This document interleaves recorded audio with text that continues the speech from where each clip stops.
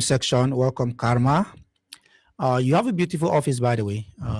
Thank you. I invited you as first-time guest on my YouTube channel, and we're about to have an interesting conversation about the world, starting from the States and what is going on the ground in America, and Yeah. also about what is going on in the Middle East. The Middle East is a very, very important place when it comes to geopolitics and international politics, as a matter of fact, because it is in a very strategic position. It has abundance of hydrocarbons. And it's also important for the major players in the world who are striving towards regional and international hegemony. So, welcome to the live stream. Thank you.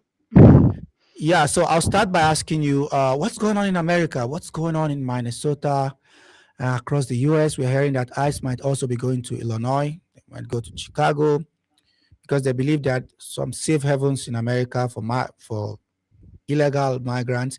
Give us a brief about what is really going on in America with ICE. So, with the fact that they're unaliving Americans on the ground, like US citizens, I wouldn't say it's just illegal immigrants at this point. It's anybody who would disagree with what the American government goal is. And I recall that this all started after the protests happened in the American universities, the Columbia University, if you recall, the Hens Hall encampment. So most of those students, a lot of them were immigrants, legal immigrants who came here to study. But because they're immigrants and they can relate to what's happening in the Middle East, they wanted to be the voice of their people in the country where is democracy and justice. But it looks like we have a lot of influence from the Zionist entity, which, you know, it's all going to the direction of deport those people to make sure that they don't talk about anything that's happening.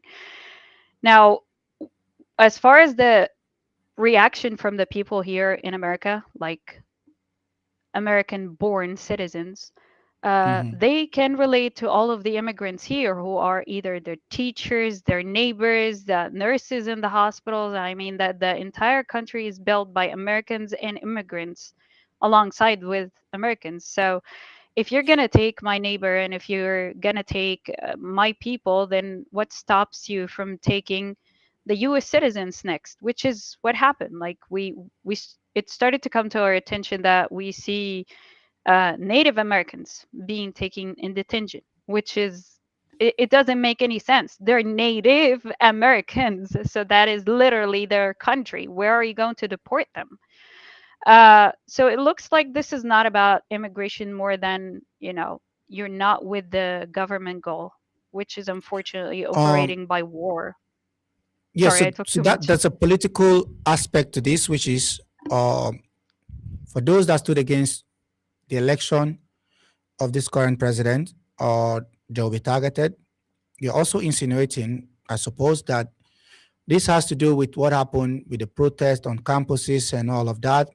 And I think he Hmm. said something out during his campaign promise that that his target would be to root out anybody and any immigrants, whether they are in any of the Ivy League schools or anywhere that is protesting in America and burning the flag. Most of them were not really burning the flags, but that's what he said. And the scope has widened to even people that are on the other side by voting in the the liberals or the Democrats, and also targeting people of color because you see them like dragging out Latinos, even natives. Uh, there was even an incident they went to, I think, a Hyundai factory or something like that, and dragged out a lot of South Korean workers and shipped them back. So it's a clear targeting based on profile. Hmm. Would you say that there's an end in sight, in terms of what the government is doing at this point, or would this continue till infinity? Would this continue until the end of this government or the end of this external? Well, there is no way to vote ourselves out of this because it looks like the entire Congress is uh, complicit. And yes, we will continue speaking up. We'll continue supporting each other and educating each other about what's happening. But we're going now into a place where we're seeing United States is being dragged into bunch of wars, of course, to protect the Asaf Israkhara. And for that, they want a lot of people to be distracted as much as possible for not Mhm. stopping this from happening. Uh, Meanwhile, the only way to cancel the elections, that is the midterm elections, is by making sure that, oh, we have like a big danger and we want to address that and care for your safety. So there is no need for the elections by going into a war. You know what I mean? So I don't know if there is a way out through the government or elections unless all of them wake up in the morning all together at the same time, have a sudden awakening. So So there that will be a lot so of loss, yeah, unfortunately. so there's a giant attempt to deflect and to project the frailties of this government and the weaknesses within the state itself. That anytime there's a massive brawl, remember the time he went into California with this massive, there was a massive protest, and it threatened the government to some extent, and boom, we saw the attack on Iran. So anytime people are this close to To figure out gaining something. momentum in terms of protests and whatever in Yeah. America, TikTok is going to go off. Something giant is going to happen on the international stage, and all the scenes will be wiped away. Basically, a giant reset. So there's also this idea that in the lead up to midterm elections, and the fact that the rating of this current government is not really good, that there might be an attempt to scoop out midterms. And Yeah. some also even argue that the attack on Nigeria, with the claim that the Christians are being protected by this American single strike in a place called Tangaza I in mean, if Sokoto they State, is also an attempt to garner public support and to raise its rating. Yeah, go ahead. uh, if they care so much about the Christians, why not caring about the Christians in Palestine, which is the land of Jesus, Mhm, peace be upon him, to begin with? Why are they okay with villages like Singal and Taiba being attacked by settlers without stopping it? mhm, And the retrospective taxes that they're putting on churches inside Palestine, occupied Palestine, to make more money. So I do mhm. not think this is about religion more than about national resources for nations. So you're saying it's not really about religion and Trump's Yeah, whole they idea use of saving Christians, so to speak.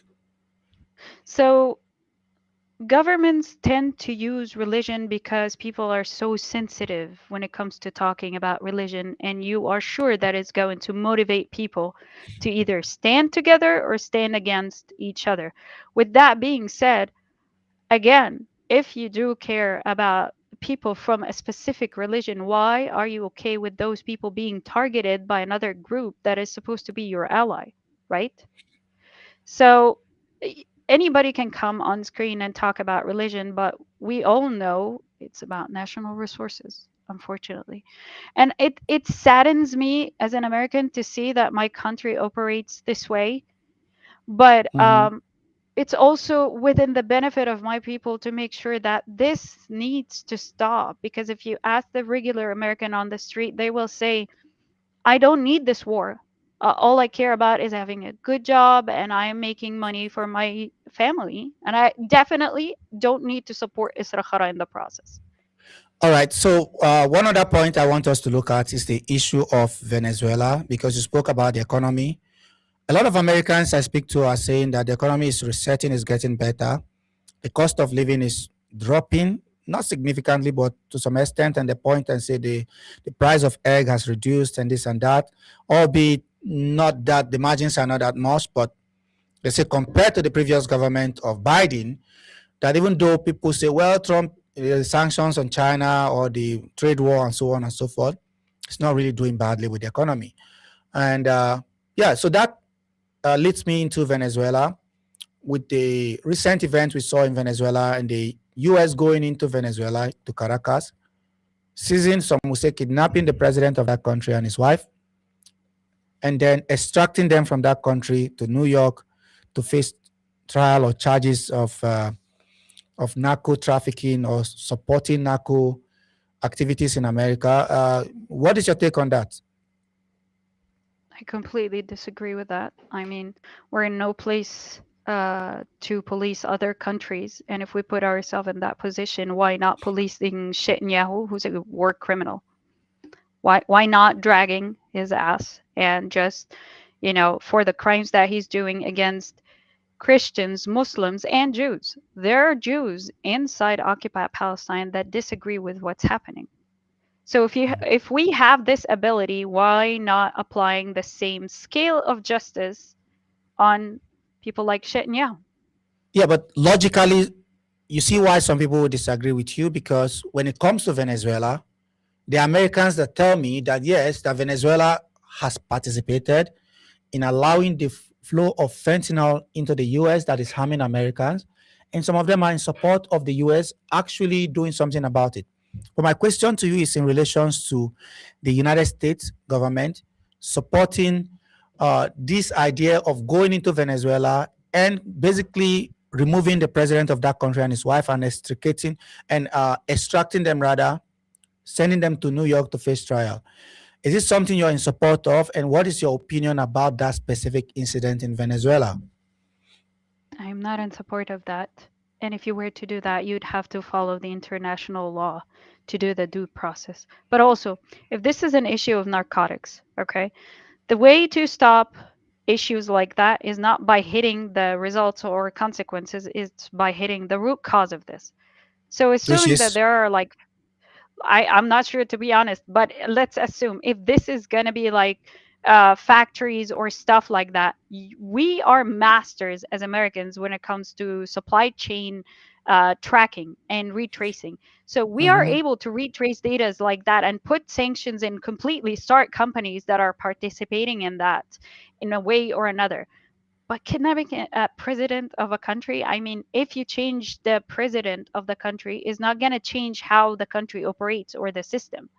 And also, that wasn't the first thing that they talked about when he was kidnapped. The first thing to address was the oil, how we're going to control the oil and sell it and do this and do that. So I don't believe genuinely that it was only about the narcotics. Okay, and I do believe that there is a benefit out of it. And again, if you ask the American people, they don't want to be part of this because they're people like other people. They don't want to be part of war trade. Yeah, but I understand your point about the intentions of the US. You're right. The president said himself, we're going to control the oil.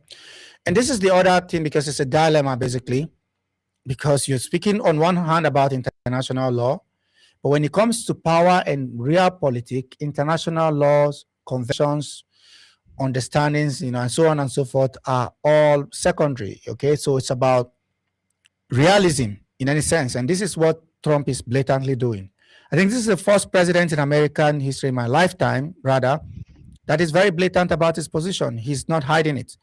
Some will argue that other presidents have done it in the past, and they lie about it. That it's about democracy, it's about moving, the people on the other side closer to God. It's about morality and so on and so forth. While hiding under that to actually achieve their intentions, some of it economical, some of it about power projection. In this case, you said Venezuelan oil. I know you have a set time for this maiden YouTube broadcast. So I want to move on to the next one, which is Iran. What is going on in Iran, and what is the U.S. really saying about the crackdown by the government in Tehran on their own citizens in Iran? Do you think the U.S. Pressure on the government in Tehran is genuine? Do you think America can actually effect any real change on the ground without political military intervention that will have a blowback effect or impact? Sorry. This is going to take a minute, but I would like to share this. So, before Gaza, before the war on Gaza, I did not know a lot of things as I do know now about Iran. And I had to learn that in the process of understanding, the connections between what's going on. Mhm. And America did not had any issue with Iran before Isra Khara comes into existence 1948. Okay. Yes, they have a bad regime. And again, we're not in a position to police stone every country. I mean, if your neighbor has like a bad father, do you go blow up the entire house because they have a bad father? I mean, it's their issue to address, right?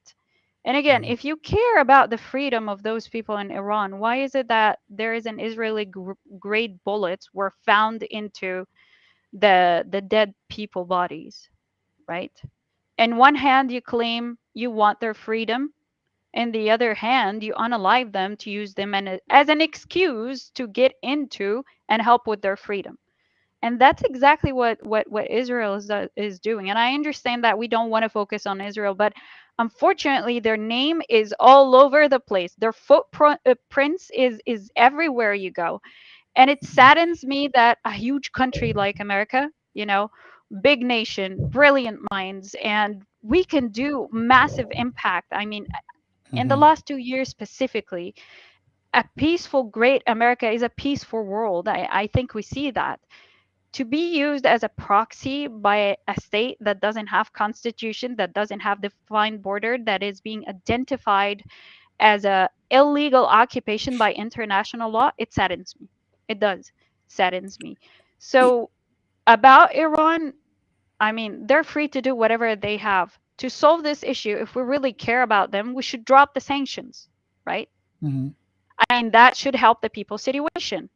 But again, it's just an excuse because Israel wants to make sure that nobody stops them from stealing the land. Yeah, yeah, karma. You see, like, okay, I'm playing the devil's advocate here. This is where some people will disagree with you because, yeah, I mean, Iran, the government of Iran is not the nicest, to be honest.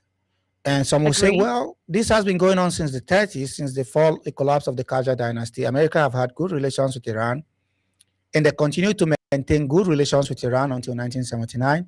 And even after 1979, Israel did maintain relations with Iran.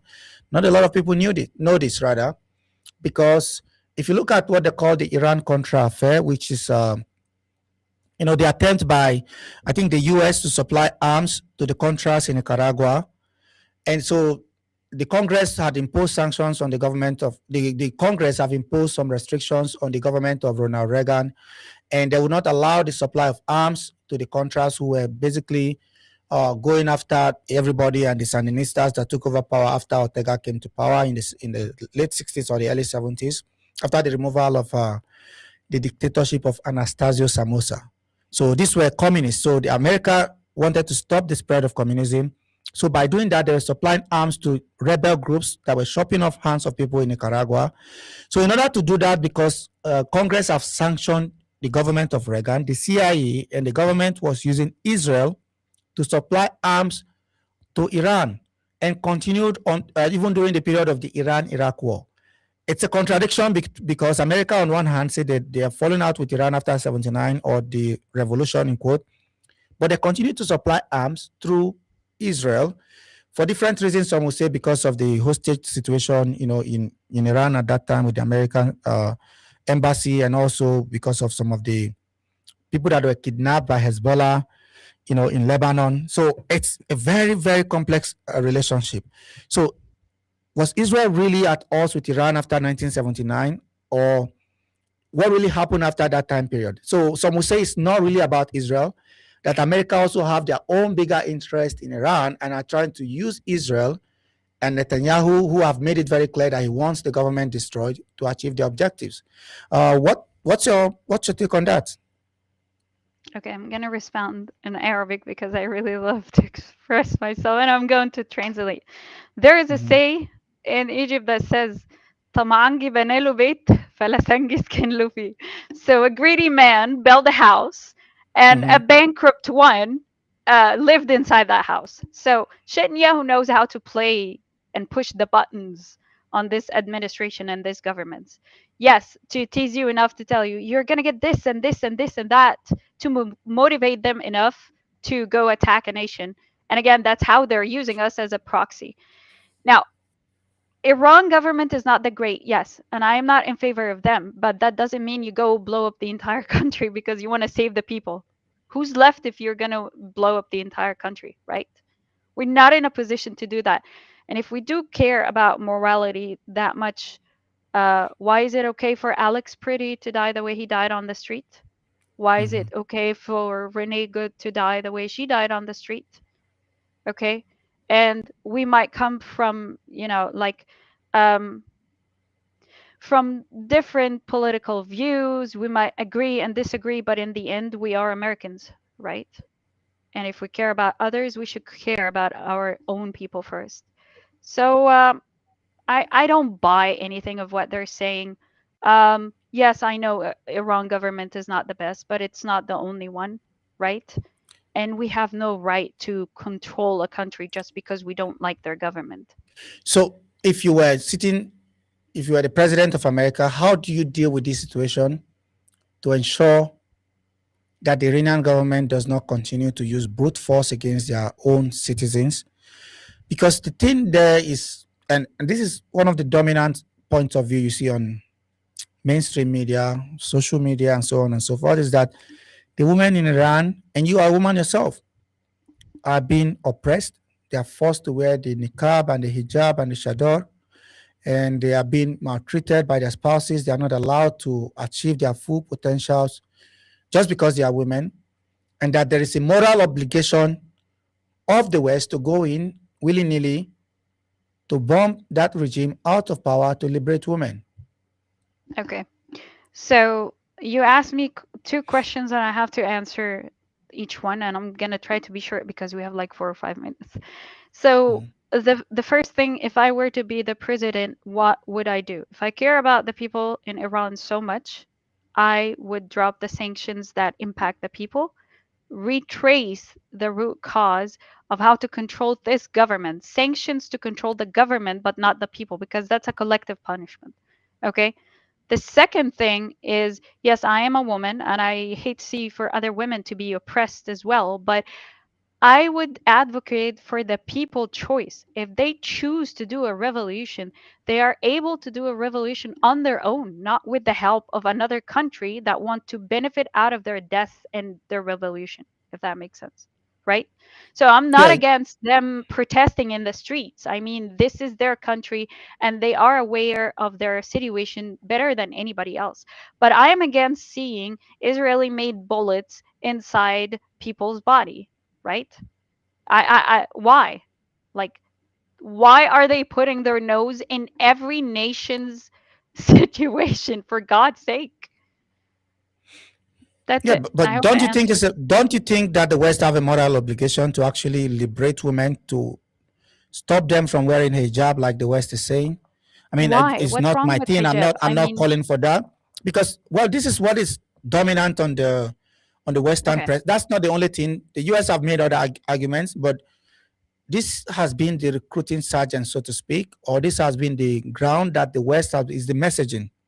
Women okay. are forced to cover their hair, and that the West have an obligation to actually liberate women, to stop them from covering their hair.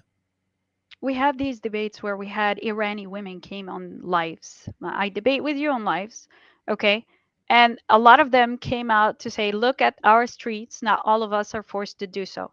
But let's assume that people are forced to do so, which I am against, okay? There's nothing wrong with hijab. There's something wrong with how you approach women to wear the hijab. Okay. So every woman is free to wear it or not.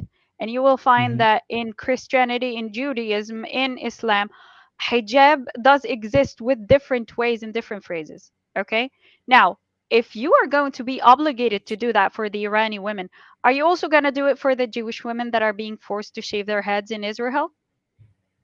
That's also an oppressive way, right? Are you going to do the same thing where you're going to respect the hijabi women and don't pull their Yeah, but yeah, hijab but in the yeah, streets? but the thing is that some will go against your argument and say, well, in Israel, women are actually allowed to do whatever they want.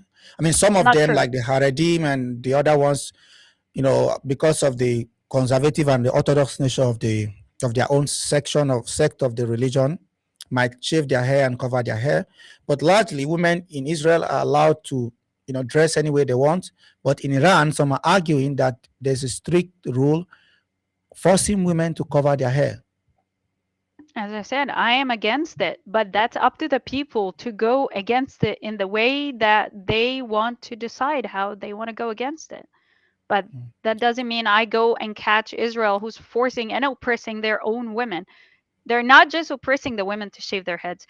There is a lot mass of sex violence inside IDF. The rates of crimes are like increasing rapidly in the last 2 years. They're on Mhm. meds all the time. We have testimonies from IDF soldiers inside the Knesset talking about how they abuse their women, how they pee on themselves in bed, etc., etc. Also, there is a big case against Knesset member abusing women from a very young age. So if you are obligated morally to protect these women, then lead by example and protect your own women first, right? Yeah, unfortunately, we're running out of time. This is the first segment. We hope to have you on the stream again. Thank you for accepting it at a very short notice, and we hope we can tap into your expertise on other issues, in the Middle East, in and what's going on in the United States, and so on and so forth. Thank you so much for coming, and I hope to see you soon.